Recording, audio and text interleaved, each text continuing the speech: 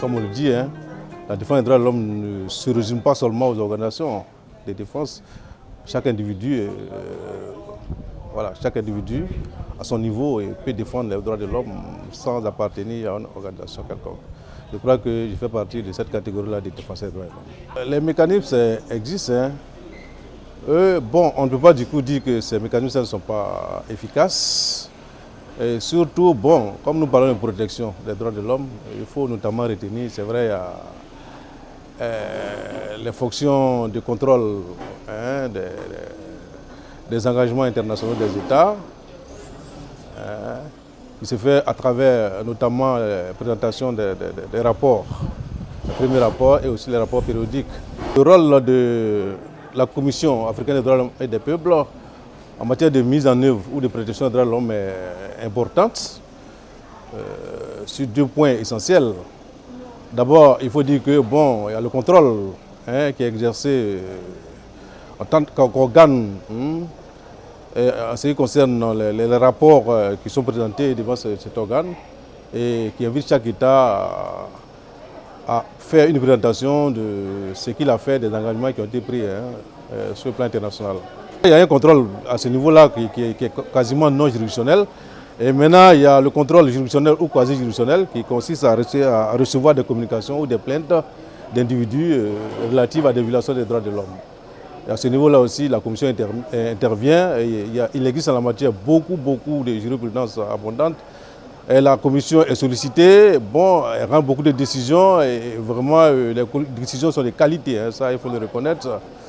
Mais le bémol, c'est que la force de ces décisions-là, c'est qu'elles n'ont pas de valeur contraignante. C'est des recommandations qui ne s'imposent pas à l'État.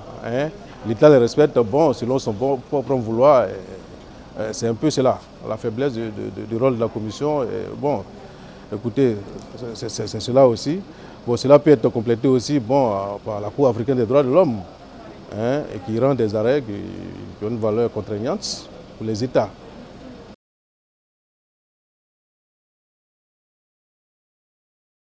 Dans le comportement des ONG, dans leur attitude envers l'État, je crois que les ONG gagneraient à ne pas se considérer comme étant des ennemis naturels de l'État.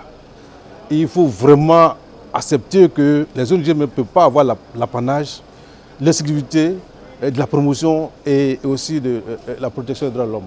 L'État a un rôle à jouer. Il faut s'approcher de l'État et travailler en synergie, comme cela se passe en Côte d'Ivoire. Quand la Côte d'Ivoire présente ses rapports devant la Commission, je crois que c'est avec l'implication des ONG, ça se fait ensemble et puis on vient de combien encore. C'est par cela seulement que on pourrait convaincre les États de ce que les ONG ne sont pas là pour combattre l'État et n'ont aucune fonction politique. La défense des droits de l'homme, c'est une affaire de tous. C'est une affaire de tous. Chacun à son niveau a vraiment un rôle à jouer. C'est un peu ce que je déplore un peu dans l'attitude des ONG. Et puis elle va éviter aussi de s'affilier à des partis politiques.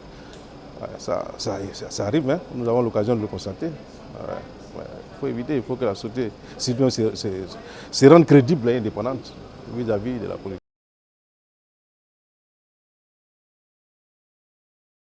Il y a toujours des défis. En matière des droits de l'homme, c'est comme les autres sciences. Vraiment, c'est un combat continu. Tant qu'il existera des hommes sur la terre, le combat des droits de l'homme doit continuer.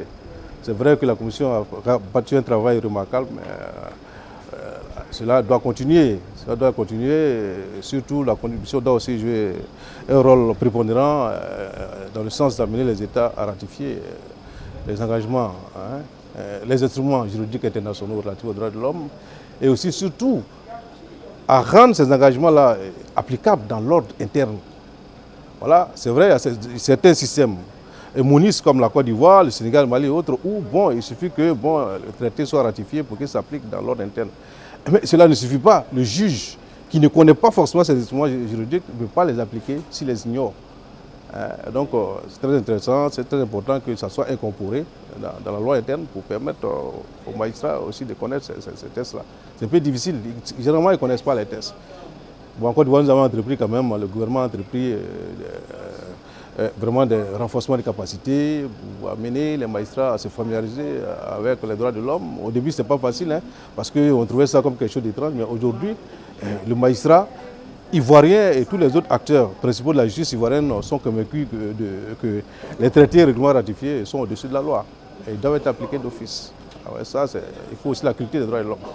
Je crois que la Commission doit œuvrer aussi dans ce sens-là, renforcement des capacités.